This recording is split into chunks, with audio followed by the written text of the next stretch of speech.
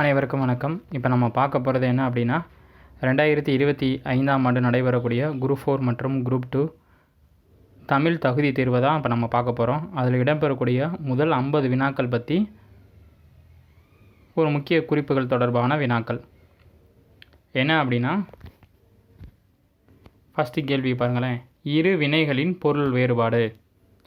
இரு வினைகளின் பொருள் வேறுபாடு. இப்போ பாருங்களேன், பரி பரி.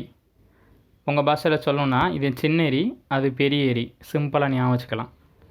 அப்போ பரி அப்படின்றது இறங்கு அப்படின்னு அர்த்தம், பரி அப்படின்றது பறித்தல் அப்படின்னு அர்த்தம். இந்த இடத்துல பறித்தல் அப்படின்ற ஆப்ஷன் இங்கே எங்கேயுமே கிடையாது. ஆனால் இன்னொரு வார்த்தையை பாருங்கள், அபகரி. அபகரித்தல் அப்படின்னா பறித்தல்னு அர்த்தம். அப்போ ஈஸியாக புரிஞ்சிடும். அந்த ஒரு ஆப்ஷன் வச்சு மீதியை அடிச்சிடலாம். ரெண்டாவது பரி அப்படின்றதில் உங்களுக்கு இன்னொரு அர்த்தம் என்ன அப்படின்னா, குதிரை கூட ஞாபகம் வச்சுக்கலாம். குதிரை, ஓகேங்களா? அதை சொல்லும் பொருள் வரும். இங்கே ரெண்டு ஆப்ஷன் உங்களை குழப்புற மாதிரி இறங்கு இறங்குன்னு கொடுத்துருக்காங்களா, அது கண்டிப்பாக வராது. கொஞ்சம் யோசிச்சு பாருங்கள். இறங்கு, அப்போ ஏறு இறங்குன்ற வார்த்தை இங்கே வராது. அப்போ இறங்குன்றதில் இந்த ரா வருது பாருங்கள். அப்போ இதுதான் ரொம்ப சிம்பிள். அப்போ பரி அப்படின்றது இறங்கு, பெரிய ரி அப்படின்றது அபகரி. ரொம்ப சிம்பிளாக முடிச்சுக்கலாம். அதே மாதிரி பொருள் வேறுபாடு. ரூபாய்க்கு வர ரூ, பொறுமைக்கு வர ரூ. சிம்பிளாக ஞாபகம் வச்சுக்கலாம். இப்படி கூட வச்சுக்கோங்க. அப்போ பெரிய செயல், இது மதிப்பை பெறு, அந்த பொருள் வேறுபாடை வச்சு. அப்போ முதலும் பொருள் வேறுபாடை வச்சு தான், இங்கேயும் பொருள் வேறுபாடை வச்சு தான். அப்போ பெரிய செயல் பொருளை பெறு அல்லது மதிப்பை பெறு. அப்படி பெறுதல் அப்படின்ற ஒரு வார்த்தை அவங்க எங்கே வேணாலும் கொடுப்பாங்க. அப்போ பெரிய செயல் மற்றும் மதிப்பு பெறு என்பதுதான் மிகச்சரி. சொற்களை ஒழுங்குபடுத்தி எழுதுக. எல்லாரும் வேண்டும் வாழ இன்பமாக, எல்லோரும் இன்பமாக வாழ வேண்டும், வாழ எல்லோரும் வேண்டும் இன்பமாக, வேண்டும் வாழ இன்பமாக எல்லோரும். அப்போ இது கரெக்டாக உங்களுக்கு மிகச்சரியாக வருதுன்னா, எல்லோரும் இன்பமாக வாழ வேண்டும் என்பது தான் மிகச்சரி. அப்போ ஆப்ஷன் என்னது? பி. புரிஞ்சிருச்சா? நல்லா ஞாபகம் வச்சுக்கோங்க. அடுத்து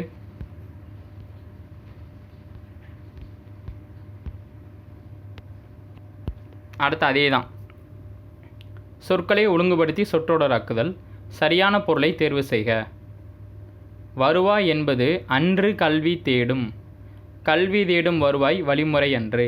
கல்வி என்பது வருவாய் தேடும் வழிமுறை அன்று. அன்று கல்வி என்பது வருவாய் வழிமுறை. அப்போ ஆகச்சிறந்தது எது? கரெக்டாக பொருள்பட இருக்கிறது. கல்வி என்பது வருவாய் தேடும் வழிமுறை அன்று. அப்போ பொருள் வேறுபாடில் 2, சொற்களை சரியாக அமைக்கிறதுல 2. ஈஸியாக பாஸ் ஆகிடலாம், ஞாபகம் வச்சுக்கலாம். அப்போ கல்வி என்பது வருவாய் தேடும் வழிமுறை அன்று. 3 அதே தான், ஞாபகம் வச்சுக்கோங்க. சொற்களை ஒழுங்குபடுத்தி சொற்றொடராக்குதல். சொற்களை ஒழுங்குபடுத்துக. தமிழ் அம்பு விடும் கலையை ஏகலை என்றது. கலையை அம்பு விடும் என்றது தமிழ். அப்படி மாற்றி கூட கொடுப்பாங்க. இங்கே ஆப்ஷன் என்ன கொடுத்துருக்காங்கன்னா, ஏகலை கலையை அம்பு விடும் தமிழ் என்றது. ஏகலை அம்பு விடும் தமிழ் கலையை என்றது. தமிழ் கலையை அம்பு விடும் ஏகலை என்றது. இப்படி மாற்றி மாற்றி உங்களுக்கு குழப்புற மாதிரி சிம்பிளாக கொடுத்துருவாங்க. இது எங்கேருந்து எடுக்கப்பட்டது அப்படின்னா, 7th பாடப்புத்தகம் தமிழ்லேருந்து எடுக்கப்பட்டது. ஓரெழுத்து ஒரு மொழி மொத்தம் 42 இருக்குது. அதில் ஏ அப்படின்னாலே அம்பு அப்படின்னு அர்த்தம். அப்போ இதில் சரியான மீனிங் கரெக்டாக இதில் வருதுன்னா ஆப்ஷன் ஏல தான் வருது. அம்பு விடும் கலையை ஏகலை என்றது. அப்போ அந்த வார்த்தை புரியுது. சிம்பிளாக அந்த ஆப்ஷன் எங்கே வருதுன்னு பாருங்கள், ஏ ஆப்ஷனில் தான். அப்போ தமிழ் அம்பு விடும் கலையை ஏகலை என்றது, அதுதான் சரி. அடுத்து அகர வரிசைப்படுத்துக. அது ஈஸியாக நம்ம டைரெக்டாகவே ஆன்சருக்கு போயிடலாம். இன்பம் திருத்தி பெருக்கி மதிக்கும். இன்பம் திருத்தி பெருக்கி மதிக்கும்.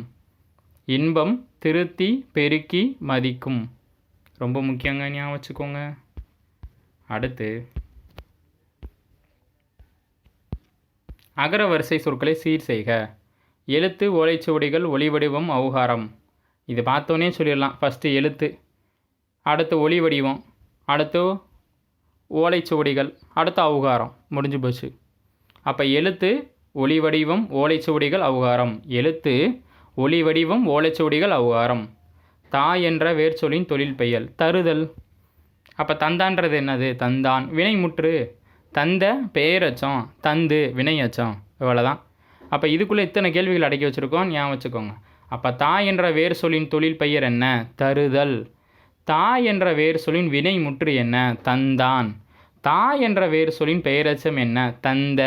தா என்ற வேர் சொல்லின் வினையெச்சம் என்ன? தந்து. அடுத்து கொடு என்ற வேர் சொல்லின் வினையால் அணையும் பெயரை தேர்ந்தெடுத்து எழுதுக. அதில் வினையால் அணையும் பெயர் என்பது செயலை செய்பவரை குறிக்கக்கூடிய ஒரு பெயர். அப்போ கொடுத்தோர். கொடுத்தோர் ஞாபகம் வச்சுக்கணும். அடுத்து கொடுப்பார் வராது, கொடுத்தோம்னு வராது, கொடுத்தார்னு வராது, கொடுத்தோர் அப்படின்னு தான் வரும். நட என்னும் வேர் சொல்லின் தொழில் பெயரை எழுதுக. நடத்தல். அப்போ நட என்னும் வேர் சொல்லின் தொழில் பெயர் நடத்தல். நட என்னும் வேர் சொல்லின் வினை எச்சம். வினை எச்சம் நடந்து, நடித்து, நடத்து. கொஞ்சம் குழப்பமாக இருக்கா? நட. அப்போ நல்லா பாருங்கள். நடக்கும் ஒரு செயல். நடத்துன்னு இருக்குது பாருங்கள், அது கண்டிப்பாக வராது. ஏன் அப்படின்னா அது வேறு மீனிங். அப்போ நடந்து அப்படின்ற வார்த்தை தான் இங்கே ஈஸியாக பொருள்படும். அப்போ எது வினையச்சம்? நடந்து. நடந்து. நடத்துன்றது வினையச்சத்தில் வரவே வராது, ஞாபகம் வச்சுக்கோங்க. அடுத்து வருக என்னும் வேர் சொல்லை அறிக. வா. வருக என்பதின் வேர் சொல் வா. வருகின்றது என்னது? வேங்கோல் வினைமுற்று. இலக்கண குறிப்பில் பின்வரும் தொடரில் உள்ள வினை சொல்லை தேர்வு செய்து அதன் வேர் சொல்லை எழுதுக. இட்டதோர் தாமரைப்பூ. இட்டதோர் தாமரைப்பூ பாரதிதாசனோட கவிதை வரிகள். புறாக்கள் வட்டமாய் உண்ணும், அது மாதிரி இட்டதோர் தாமரைப்பூ மாதிரி அது ஒரு பாட்டு வரணும். சரி, ஓகே, நம்ம இங்கே போயிடுவோம். இட்டதோர் தாமரைப்பூ. இதில் உள்ள வினை சொல் எது அப்படின்னா இட்டதோர். அதோட வேர் சொல் சொல்லணும். வேர் சொன்னாலே கண்டிஷன் என்ன? கட்டளை பொருளாக வரணும். அப்போ என்ன வரும்? இடு. இட்டதோரோட வினைச்சொல் என்னது? விடு. இடு தான் ரொம்ப ரொம்ப முக்கியம். இட்டதோர் தாமரைப்பூ என்பதின் வினைச்சொல்லை தேர்வு செய்து அதன் வேர் சொல்லை எழுதுக. அப்போ வினைனா என்னது? செயல். என்ன செஞ்சாங்க? தாமரைப்பூவை இட்டாங்க. அப்போ இடுன்றது என்னது? ஒரு வேர்ச்சொல். முடிஞ்சு போச்சு. வாருங்கள் என்பதின் வேர்ச்சொல் வா. முடிஞ்சு போச்சு. வாருங்கள் என்பதின் வேர்ச்சொல் வா. வா என்னும் வேர்ச்சொல்லின் வினையச்சம் வந்து. பெயரச்சம் வந்த. சரி, தொழில் பெயர் வருதல். தொழில் பெயர் என்னது? வருதல். இந்த மாதிரியும் கேட்கலாம். ஒரு பொருள் தரும் பல சொற்கள். கொழுந்து வகை. துளிர், தளிர், குருத்து. 10ஆம் வகுப்பு புதிய தமிழ் பாடப்புத்தகத்தில் தமிழ் சொல்வளம் தேவநாயர் பாவாணர் பாடத்தில் இருக்குது. அந்த பாடத்தை நல்லா படிச்சுட்டு போங்க, கண்டிப்பாக உங்களுக்கு புரியும். கொழுந்து வகை துளிர், தளிர், குருத்து. அப்போ துளிர், தளிர், குருத்து என்பது என்ன வகை? கொழுந்து வகை. கொழுந்து வகையில் என்னென்ன இருக்குது? துளிர், தளிர், குருத்து.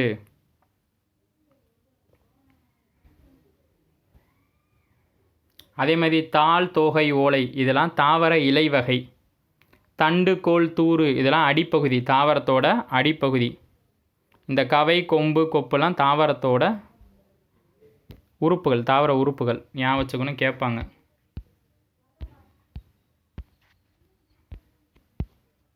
ஒரு பொருள் தரும் பல சொற்கள். கொத்து, குலை, தாறு, கதிர் முதலிய சொற்கள் எதனை குறிக்கும்?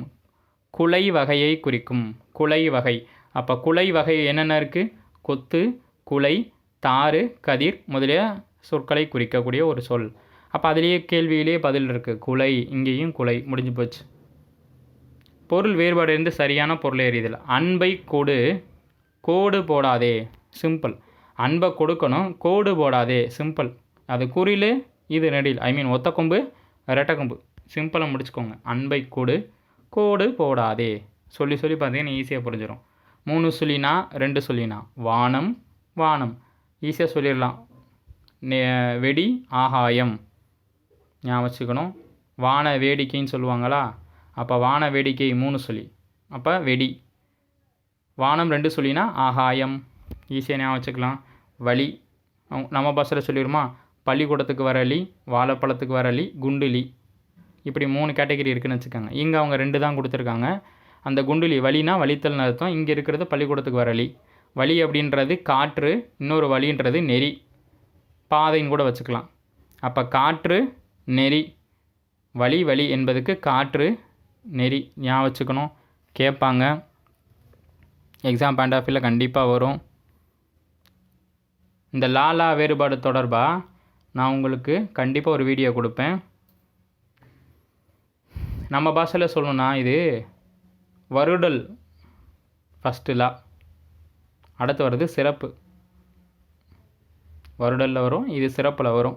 அது சொன்னால் உங்களுக்கு புரியுமா என்னன்னு தெரில, அதனால தான் நான் கொஞ்சம் கலோக்கியலாக சொல்லிட்டேன், கொஞ்சம் ஸ்கூல் பிள்ளைகளுக்கு சொல்கிற மாதிரி. அடுத்து ஆங்கில சொல்லுக்கு நேரான தமிழ் சொல்லை எழுதுக.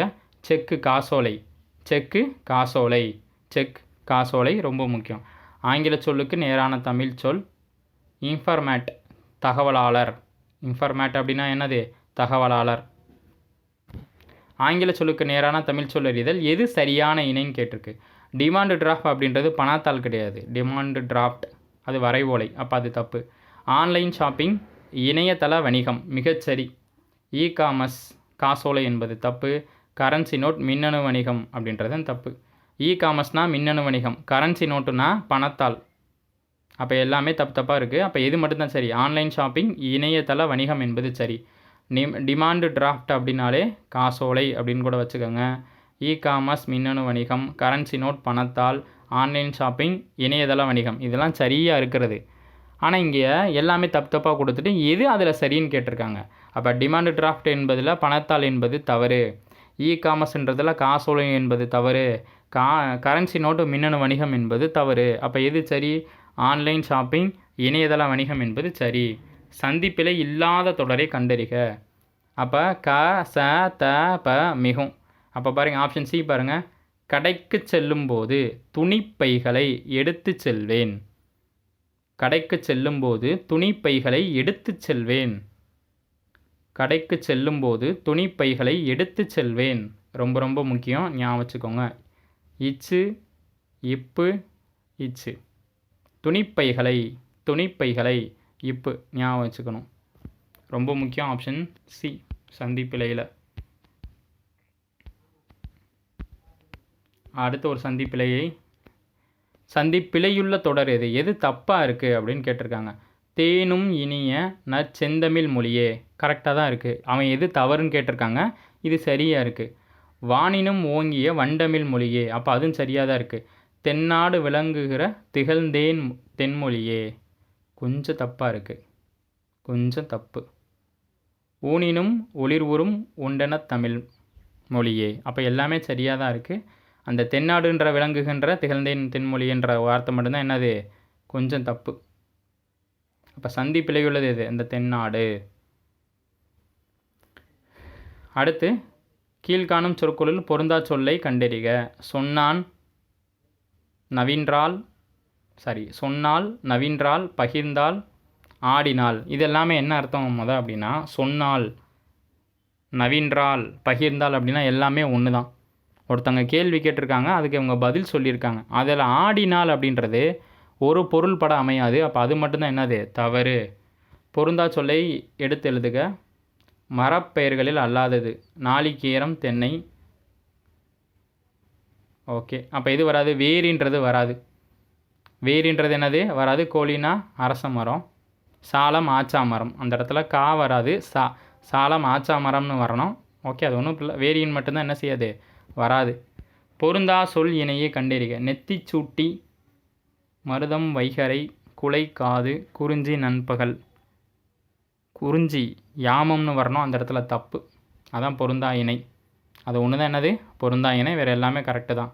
நெத்தி சூட்டி, நெத்தியில தான் நெத்தி சூட்டியை மாட்டுவாங்க.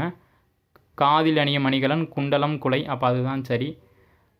மருத நிறத்தோட சிறுபொழுது வைகரை, அப்போ குறிஞ்சிக்கு யாமம்னு வரணும், நண்பகல்னு வந்திருக்கு, அப்போ அதுதான் என்னது? தவறு.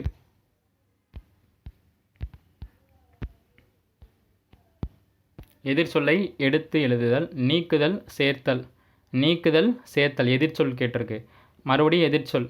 படுகர், படுகர்னா பள்ளம், எதிர்ச்சொல் என்னது? மேடு. படுகர்னா பள்ளம், எதிர்ச்சொல் என்னது? மேடு. அப்போ நீக்குதல் சேர்த்தல், நீக்குதல் சேர்த்தல். படுகர் மேடு, படுகர் மேடு. இரவலர் புரவலர், இரவலர் புரவலர். பால் ஊறும், ஈஸியாக சொல்லிடுறோம். Option B. பால் கூட்டல் ஊறும் என்பதை சேர்த்தெழுத கிடைப்பது பால் ஊறும். பருத்தி எல்லாம் என்பதை சேர்த்தெழுத கிடைப்பது பருத்தி எல்லாம். ஒத்த கொம்பு ஞாபகம் வச்சுக்கணும். B option. ஈஸியாக போட்டுடலாம். சேர்த்தெழுதுக பிரித்தெழுதுகலாம். சேர்த்தெழுதுகளை நூல் கூட்டல் அகம் நூலகம். ஆப்ஷன் சி தான் கரெக்டு. நூல் கூட்டல் அகம் நூலகம். வினா சொல்லை தேர்ந்தெடுத்தெழுத. கூவல் என அழைக்கப்படுவது எது? நீர்நிலை தான் கூவல் அப்படிம்பாங்க. அப்போ சரியான வினா சொல்லை தேர்ந்தெடுக்கணும். கூவல் என அழைக்கப்படுவது எதனால்? வராது. கூவல் என்று அழைக்கப்படுவது எவை? வராது. கூவல் என்று அழைக்கப்படுவது எதற்கு? கண்டிப்பாக வராது. அப்போ கூவல் என அழைக்கப்படுவது எது? நீர்நிலையத்தான் கூவல் அப்படிம்பாங்க. சரியான வினா சொல்லை தேர்ந்தெடுத்துள்ளதுக்கு பறவைகள் டேஸ் பறந்து செல்கின்றன. எங்கு பறந்து செல்கின்றன? பறவைகள் எங்கு பறந்து செல்கின்றன? பொருத்தமான காலத்தை தேர்ந்தெடுக்க. மாங்காய்களை வாங்கினால். இறந்த காலம். மாங்காய்களை வாங்கியிருக்காங்க. அப்போ இது என்ன காலம்? இறந்த காலம். வாங்கினால்ன்றது முடிஞ்சு போச்சு, அதனால் இறந்த காலம். வாங்குகின்றாள் அப்படின்னா நிகழ்காலம். வாங்குவாள்னா எதிர்காலம். அடுத்து பாருங்கள், பொருத்தமான காலம் அமைத்தல். வயலில் உழவர் கூட்டம் வெள்ளம் போற நிறைந்திருந்தது. முக்காலம்தான் நிறைந்திருந்தது. முக்காலம்தான் 3 காலத்தையும் காட்டும். வயலில் உழவர் கூட்டம் வெள்ளம் போல் நிறைந்திருந்தது 3 காலத்தை உணர்த்துகிறது. Very very important. வயலில் உழவர் கூட்டம் வெள்ளம் போல் நிறைந்திருந்தது 3 காலத்தை உணர்த்தும். முக்காலம். காலத்திற்கேற வினைமுற்றை கொண்டு நிரப்புக. மலர்விழி நேற்று மலர் கொய்தால். பறித்தால் வராது, கொய்தால். அதே இது என்னது? இப்போ சோறு உண், அப்பளம் தின், பால் பருகு, அந்த மாதிரி வரணும் வினை மரபு. இங்கே வினை முற்ற வச்சு கேட்டிருக்காங்க. அப்போ மலர்விழி நேற்று மலர் கொய்தால் முடிஞ்சு போச்சு, வினை முடிச்சிடணும். பறிக்கிறாள் வராது, பறிப்பால் வராது, அதெல்லாம் எதிர்காலம். பறிக்கிறாளான் நிகழ்காலம், கொய்வால்னா எதிர்காலம் வந்துடும். அப்போ கொய்தால்ன்றதான் என்னது? வினை முற்று. சொற்களை இணைத்து புதிய சொல்லை உருவாக்குக. உற்றார் உறவினர், உற்றார் உறவினர். சொற்களை இணைத்து புதிய சொல்லை உருவாக்கல். தென்னம் கீற்று, தென்னம் கீற்று ரொம்ப ரொம்ப முக்கியம். தென்னம் கீற்று. சோளத்தட்டை. சொல்லி சொல்லி பார்க்கலாம் அந்த மாதிரி சென்டென்ஸ் எல்லாம். அடுத்து பேச்சு வழக்கு எழுத்து வழக்கு. பேச்சு வழக்கு என்ன செய்யணும்? எழுத்து வழக்காக மாற்றணும். பேருந்து நிலையம் அருகாமையில் வளவன் பால் குடித்து கொண்டிருந்தான். குடித்து கொண்டிருந்தான் பாருங்க, குடித்து வினை மரபு. பேருந்து நிலையம் அருகில் வளவன் பால் பருகி கொண்டு இருந்தான். சி ஆப்ஷன் தான் கரெக்டு. பால் பருகி கொண்டு இருந்தான். இப்போ தான் சொன்னேன். பேருந்து நிலையம் அருகில் வளவன் பால் பருகி கொண்டு இருந்தான். C option. பேச்சு வழக்கு எழுத்து வழக்காக மாற்றணும். அம்மாவிடம் சொல்லு, அம்மாவிடம் சொல், முடிஞ்சு போச்சு. அம்மாவிடம் சொல். A option. அம்மாவிடம் சொல்லுன்றது பேச்சு வழக்கு, அம்மாவிடம் சொல் அப்படின்றது எழுத்து வழக்கு. சொற்றொடரின் இறுதியில் வருவது எந்த புள்ளி? முற்றுப்புள்ளி. சொற்றொடரின் இறுதியில் வருவது முற்றுப்புள்ளி. நிறுத்தல் குறியறிதல். சரியான நிறுத்தல் குறியிடப்பட்ட தொடரை கண்டறிதல். அந்தோ இயற்கை வளத்தை அளிக்கிறதே, முடிஞ்சு போச்சு. D option.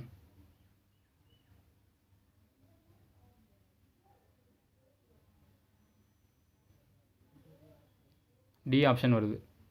அளிக்கிறதே கரெக்டு. வியப்புக்குறியில் வரணும். அப்போ 2 இடத்துல வியப்புக்குறி வருது. ஐயோ இயற்கை வளம் அளிக்கப்படுகிறதே அப்படின்னு ஒரு மீனிங்கு. அப்போ அது கண்டிப்பாக வியப்படையில் சொல்லணும்ல, அவலம். அப்போ அது கொஞ்சம் உணர்ச்சி பட்டு சொல்லும்போது அது உணர்ச்சிக்குறியில் தான் வரணும். டி ஆப்ஷன் தான் கரெக்டு. அடுத்து பொருத்தமான நிறுத்தல் குறியிடுக. பிழையா நன்மொழி என்று வாய்மையை நற்றினை குறிப்பிடுகிறது. பிழையா நன்மொழி என்று வாய்மையை நற்றினை குறிப்பிடுகிறது. முடிஞ்சு போச்சு. பிழையா நன்மொழி என்று வாய்மையை நற்றினை குறிப்பிடுகிறது. அதை அப்படியே பிரிட்டு கொஞ்சம் மாற்றி போடணும். பிழையா நன்மொழி என்று வாய்மையை நற்றினை குறிப்பிடுகின்றது. அப்போ சிங்கிள் கொட்டேஷன் அது அவங்க சொன்ன ஸ்டேட்மெண்ட்டுக்கு. பிழையா நன்மொழின்றது அவ்வளோதான், முடிஞ்சு போச்சு.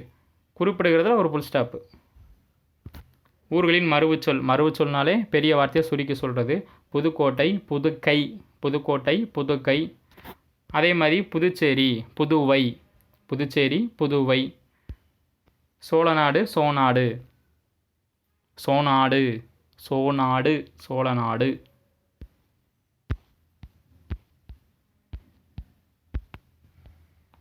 அடுத்து பாருங்கள், பிறமொழி சொற்கு இணையான தமிழ் சொல்.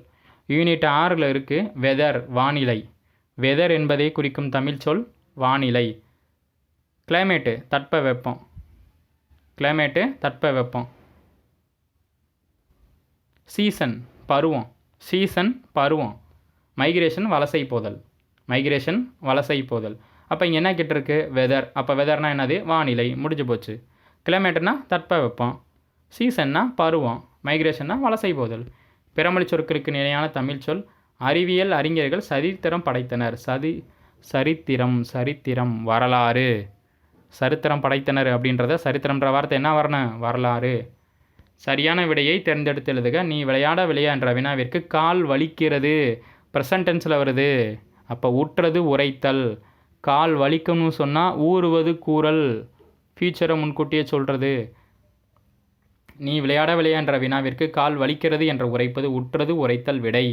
உற்றது உரைத்தல் விடை. விடை மொத்தம் 8. 8ல் இது ரொம்ப முக்கியம்.